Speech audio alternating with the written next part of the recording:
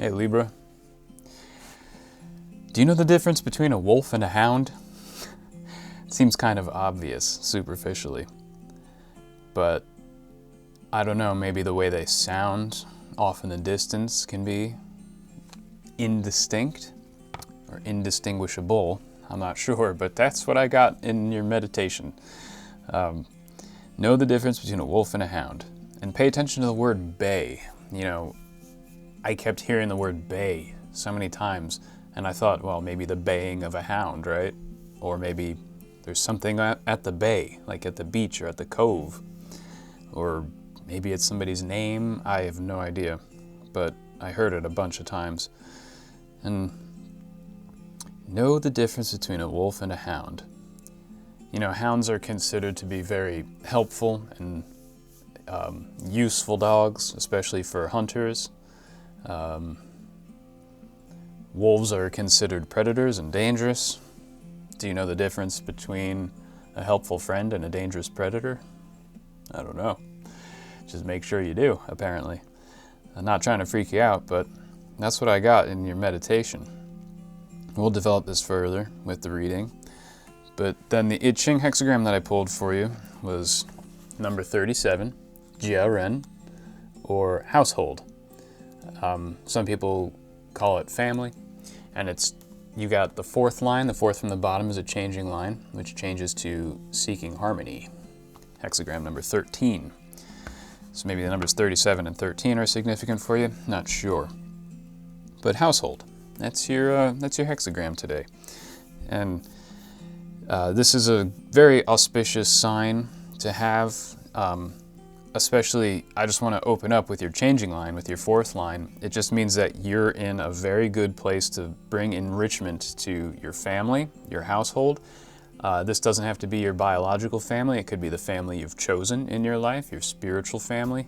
But you're in a really good position to do something great for them or with them, and with your help, as long as you are fair and consistent, which is probably pretty easy for you, Libra, the sign of fairness and consistency, if I ever seen one.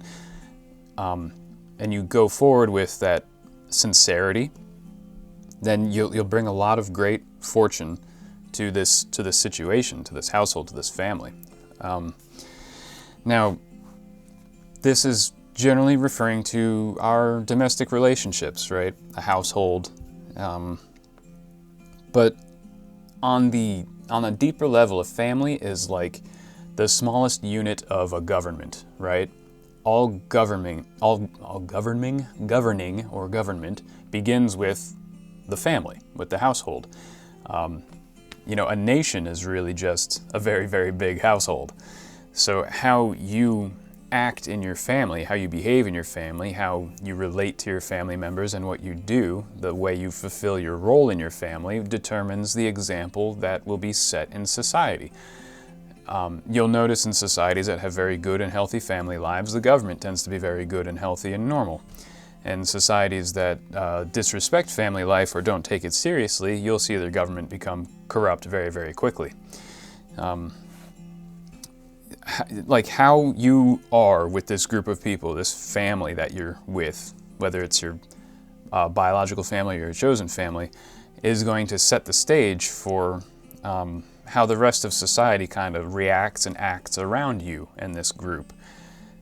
Perhaps you are a politician, and if that's the case, you need to get your house in order, or make sure it stays in order. Because what you do, especially as a politician, what you do in your family will absolutely affect your governance and your ability to govern.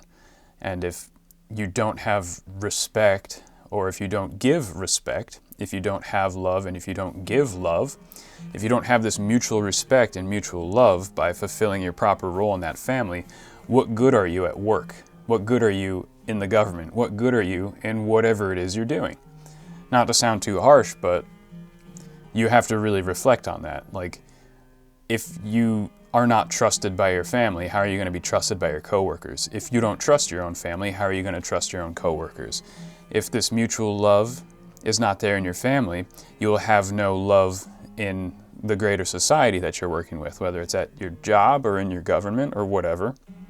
Without mutual love and mutual respect, the whole thing falls apart and is utterly meaningless. And misfortune comes from such a situation. So we have to find that balance of earning respect and giving respect to those who earn it. And you earn it by fulfilling the role that you are in. That if you have a specific job to do, you do it and you do it well. Now, I think you're probably fine in that regard.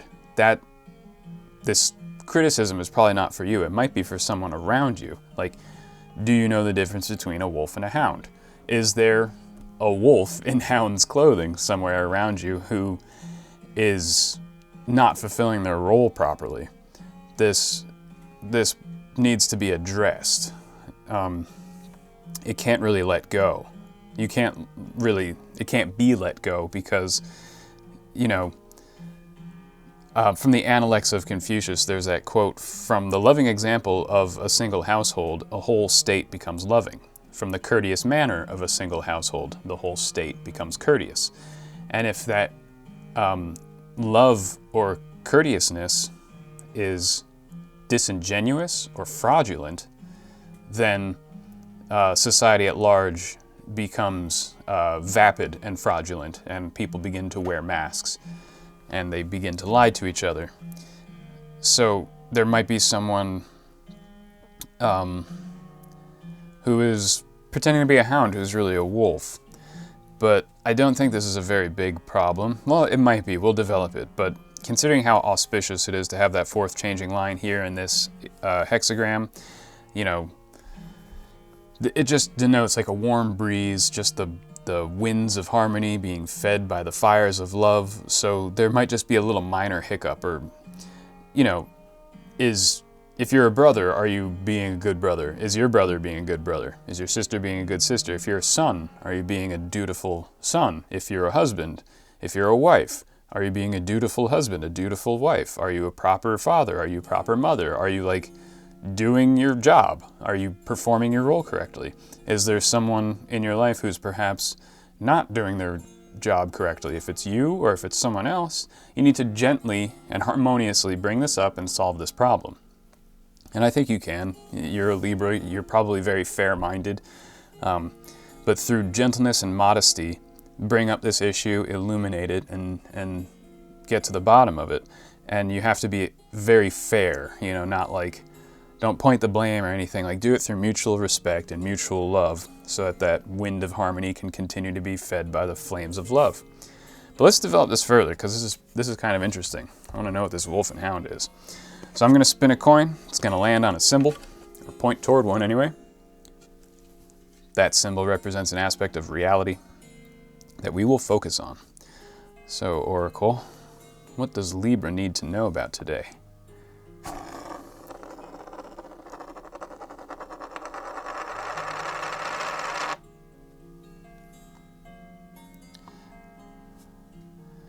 So that is Anael, the Archangel of Venus. That's appropriate to come out with family.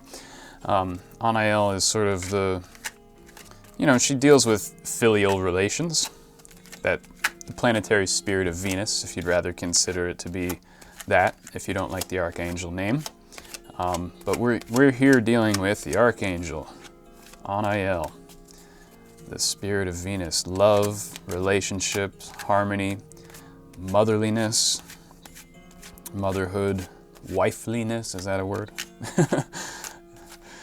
Being a good wife, that sort of thing, or just filial relationships. So, what does Libra need to know about Anael? How is Anael influencing Libra's life at this moment? About household, a hound. Ooh. We've got the Two of Swords here. Peace. That's a sign of peace. It's also a very Libran card. It literally is a card for Libra. But here we have the Two of Swords. Now this is a card of expert balance, a card of harmony, a card of holding things where they need to be in their proper place and not letting them fall and go all wayward and crazy, right? It's because if they do fall, if you have a lapse in judgment and drop one of those swords, especially while you're blindfolded, just watch your toes. You know what I'm saying? So here we have you in perfect harmony, in perfect balance. You have a strong sense of justice here. The family unit seems to be well balanced. So what is this hound and wolf thing? I'm confused. This seems to be like really good. You might have some minor choices to make here and there regarding how to manage your household, but these choices are going to be, like either one is going to be good. It's like one of those you could like flip a coin and pick either one, and as long as you do so, as long as you follow through with that choice in sincerity and mutual love and respect, like I've been saying, then it'll be fine. It's sort of like one of those choices where it's like, well, do you want to go to Disney World or do you want to go to Cape May? It's one of those choices. I feel like there's a lot of warmth here in what's going on. I think you just should start enjoying your life with these people, with these relationships, and not worry so much. Just be modest and sincere. Yeah, this is a vibe. This is a good vibe. Huh. I'm gonna pull another card for you. What does Libra need to know? Got the Two of Swords on IL. Household. That hound and wolf thing. What's going on? All right, what does Libra need to know about all this? Here we've got sufficientia, or contentment. Now, well. You are straight chilling, Libra, aren't you? You've got good vibes. I want to have lunch with you. So here we've got a staircase going up to it. It's just a nice household. It could be a temple. It looks like it might be a lunar temple. It could also just be, it could be your spouse's house, maybe your spouse's family home, like where they grew up or where their parents live. Sometimes the moon represents like your wife, or in this case, the gender doesn't matter because we're just dealing with that spousal energy. So maybe you've got something going on at your in-laws' place that you need to pay attention to, some choice to make or some smoothing over to do, and I feel like you'll do that smoothing over really easily. You probably just need to, if I know this is specific, smoothing things over with your in-laws sucks. I know it. But I think you'll handle it very well if this is resonating for you. I don't think it's going to be much of an issue. I think you might be thinking it's a big issue when really your in-laws will be like, oh yeah, whatever, that's fine. And it'll just blow right over. Because there's a lot of there's love and support in your energy right now. It's just like good vibes, man. Contentment. Yeah, this is just like clarifying. It's not really telling me anything. So maybe the hound, maybe you think there's a wolf when there's actually a hound. Maybe that's the thing.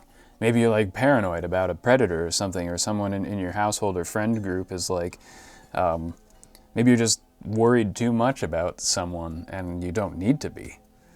Of course, if there are some serious red flags, address them. I'm not telling you to ignore clearly bad behavior, or if you think someone is up to something like truly awful, then obviously get to the bottom of it. But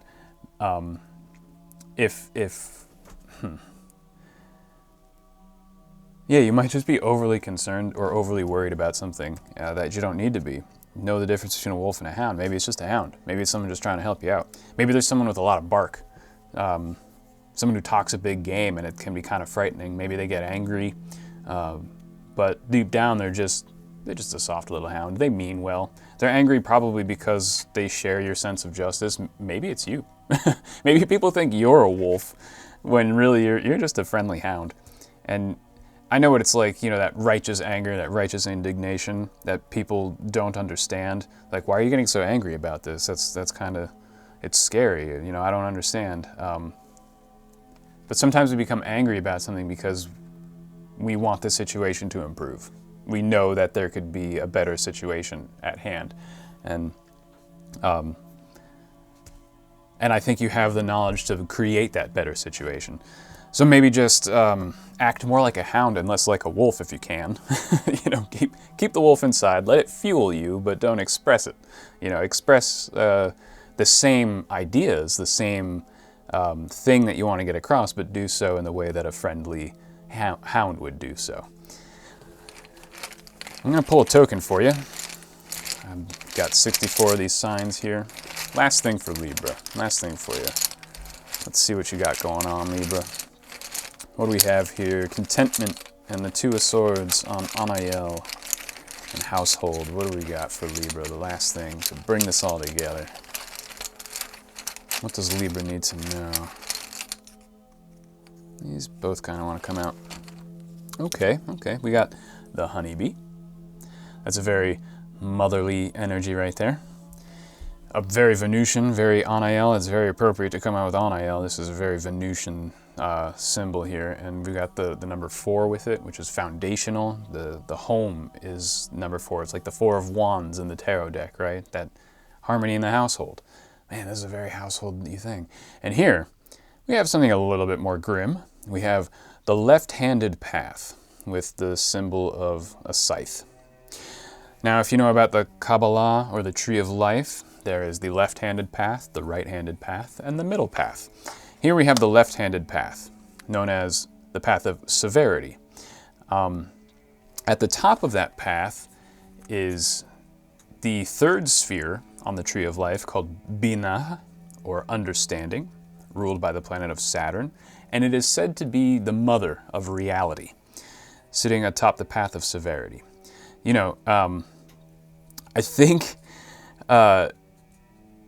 maybe you're a mother, or maybe you're dealing with a mother, and motherhood can bring out the severity in us, and oftentimes in a good way. You know, like when the stove is on and your kids are playing around in the kitchen and they're just screwing around and they're doing what they're not supposed to do, maybe throwing a ball, kicking and screaming and roughhousing, while there's like, you know, an open flame or a hot electric stove with boiling water or soup or something on it, and you gotta just lay down the law. And sometimes you just gotta yell at them, put the fear of God in these little kids, and tell them exactly what's going. Like, don't play in here. It's dangerous, you know. And you have to be extremely severe as a mother sometimes.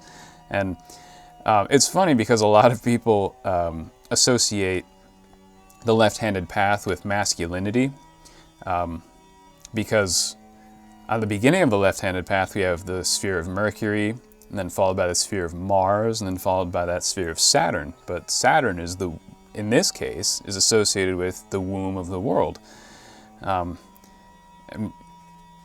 So while the left-handed path is very masculine, it is mounted by, crowned by the womb of reality. And then the right-handed path is somewhat feminine and softer and gentler, but is crowned by the divine masculine. So we have the divine feminine on the left-handed path on top of masculine energy, and we have the divine masculine on the right-handed path on top of more feminine energy. So it can seem counterintuitive at first when you associate the left-handed path with femininity. Most people don't do that. They think of domineering masculinity. But I think here you're being asked to be that domineering feminine energy, but in the motherly aspect, in the benevolent, just laying down the law type aspect to make sure everything in the household is running orderly. You know, there's that, I don't know, I mean, I guess it's an American thing too, but that idea that like, everything's fine. Man, how do you say it in English? Sorry, my family is from Slavistan. But we have that joke about how, like, everybody thinks the man runs the household until the woman gets the rolling pin. Maybe you gotta pick up a rolling pin. Not actually use it, but, you know, pretend to. Or, like, just make people remember, like, lay down that law. But it's out of love and harmony, consistency and modesty. Just don't be a pushover, you know? Remind them that you're not a pushover. because you're in a great position to bring a lot of fortune to this household, to this situation, to enrich the household, to enrich this family that you're working with. Yeah, I don't see anything else to look out for. Yeah, it's a pretty good vibe. This is a pretty nice reading. So I think that's all the oracle and I have for you today, Libra. I am very happy you decided to stop by and hang out with me. And I wish you all the best. And I'll see you next time. Take care.